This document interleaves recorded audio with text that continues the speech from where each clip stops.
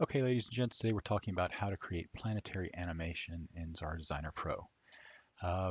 This is one of the test files that I did to prove to myself what was possible and what wasn't, but let's start from scratch. So we're going to go to File, New, Animation, or Shift Control N to get a new animation. I want this to be slightly different size than what this is set up, so I'm going to go ahead and go to File, Page Options, and I want this to be a 400 by 400 pixel page, right, or animation size. So I'm just going to go ahead and set that up right now. It's 400 by 400.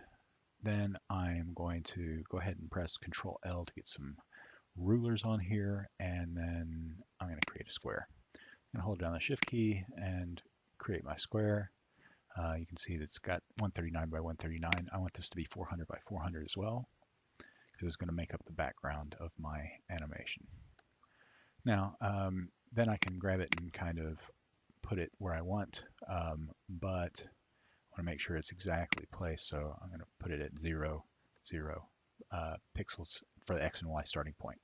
That gets it perfectly aligned with my the size of my my animation window.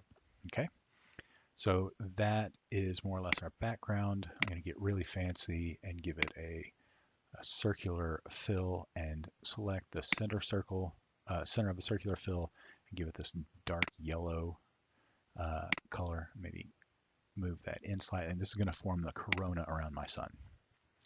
Now with this selected, I'm going to click and drag guidelines from the ruler. I'm still holding down the left mouse button, and I'm going to line it up with these top and bottom points on around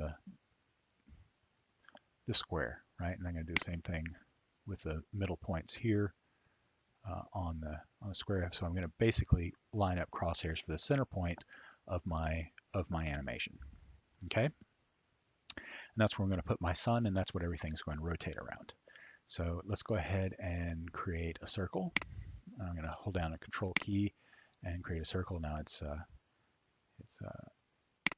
got a circular fill, and that's fine, but let's make it a yellow on the outside. And I'm going to press the tab, or you can just select the center point.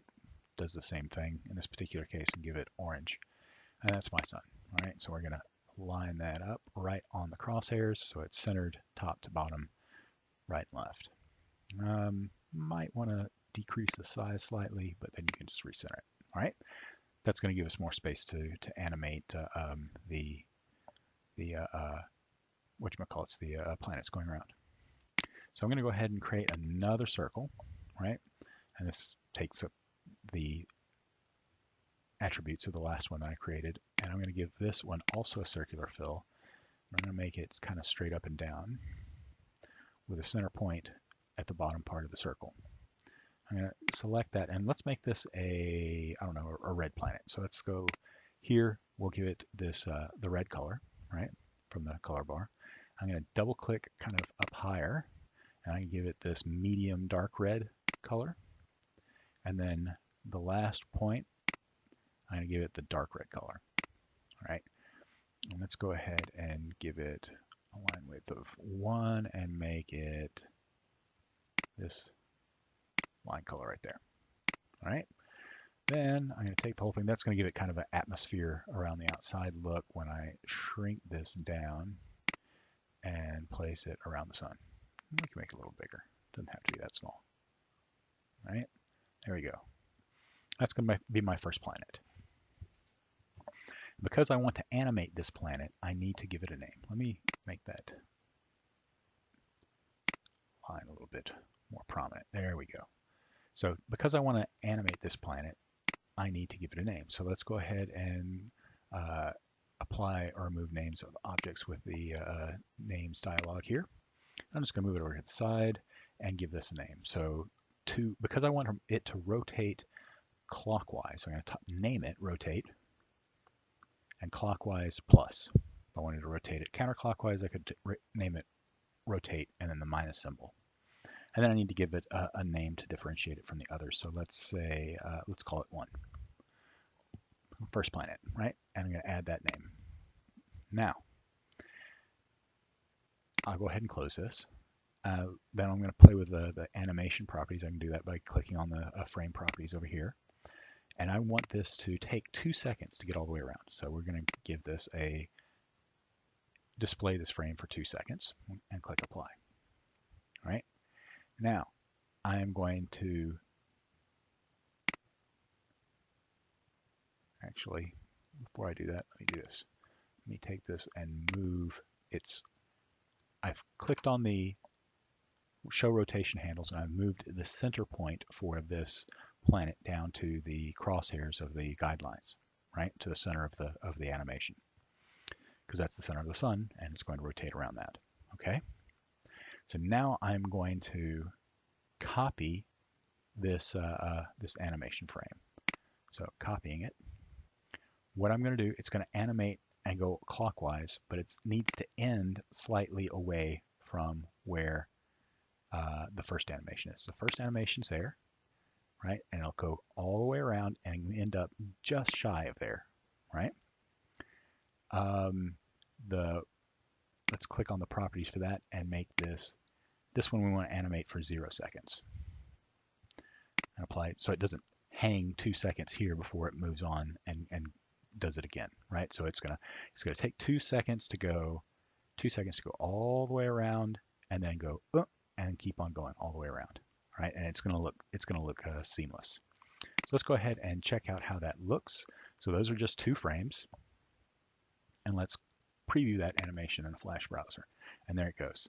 There's my planet revolving around the sun, right? And it keeps the bright side always to the sun side. Perfect, right? Okay. Now let's add another planet. Let's go here, and we're going to the very first frame again, and we're going to create another planet like this. I want its colors to be. Let's make this one blue this time. All right. So we're going to select that color first. We're going to give it the blue color. Then we're going to go to the medium dark blue, and then the dark blue, and let's give it a blue line color. All right, so that's going to be our planet. I'm going to move this perfectly in line. Well, we're going to make it smaller, right, and move it perfectly in line. Let's go ahead and give that the 1 pixel line color as well. Let's move its center point here to the center, and let's give it a name. We'll call this rotate plus. Again, because we want it to rotate clockwise, and we'll call it 2, TWO. All right, add. And then close that, and I'm going to copy it with it selected, pressing Control-C to copy. And I go to frame 2, and I'm going to press Control-Shift-V to paste in place. So it hasn't moved anywhere in the second frame from where it was in the first frame. But we do want it to go almost halfway around. So that's what we're going to do. We're going to make it go almost halfway around, and that's where it's going to end up after the red one rotates all the way around. So let's take a look at what that looks like. Great, but the one only rotates halfway and then pops back up, right? But it's doing pretty much what we want to do. We just need to finish out its rotation. So what we're going to do is we're going to copy frame 1, that becomes frame 3, and then we're going to copy frame 2, and that becomes frame 4. Now in frame 3, what we're going to do is it should be, so in frame 2, it got most of the way to the bottom line. In frame 3, we're going to finish out it getting to the bottom line.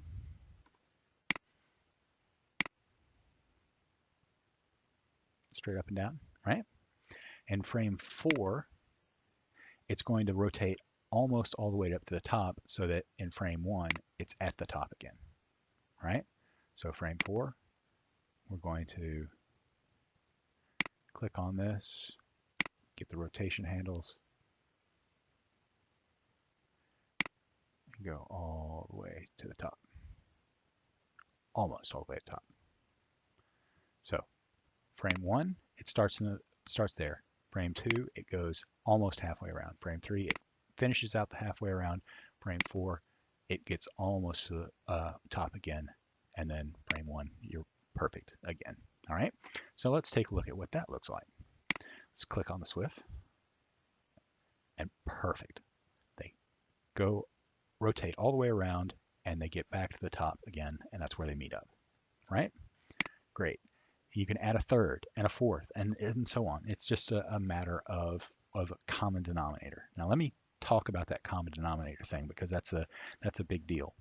Right now, I've got something that takes 1 to loop around, and this takes twice as long. So it's 1 and 2, the common denominator is 2. So you have each of these makes up a set of animation frames, right? So to a complete animation set, right? So 1 and 2 is one thing, 3 and 4 is the second, right?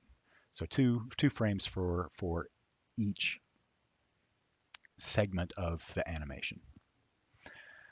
The common denominator here being 2. This one takes 2 times to go around. This takes twice as long as, or this one goes around once for every time. This one goes around twice. What if you had 3 planets, and the blue one goes around once each time? The green one, these are my planets, takes 3 times to get around, and this one takes 5 times of the first one to get around.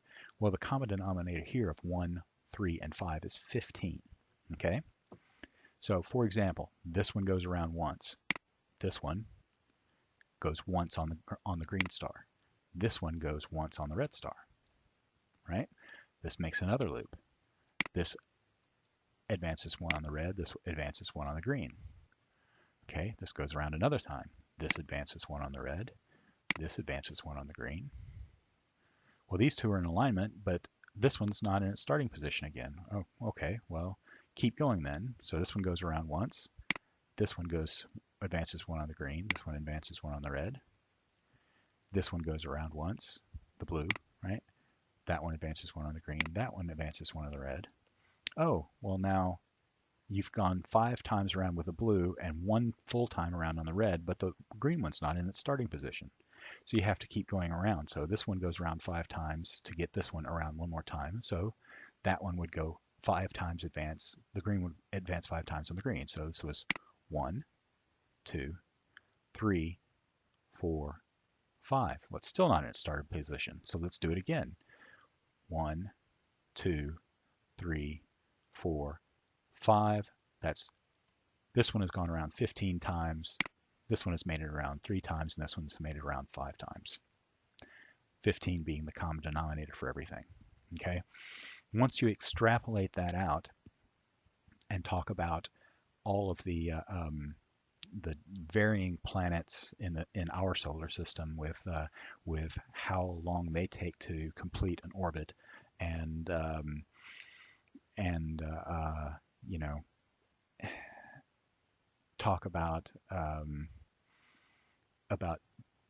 2 frames basically for each one of the single loops. For example, Mercury loops the sun 66 times for every 1 time the Earth does. That's a lot of frames that you would have to create a realistic looking solar system. But if you're not looking for realistic and want something just representative, Xara could do that for you. Right? Here we go. This looks relatively decent as far as something planetary, right? And again, you could add more and more planets to this.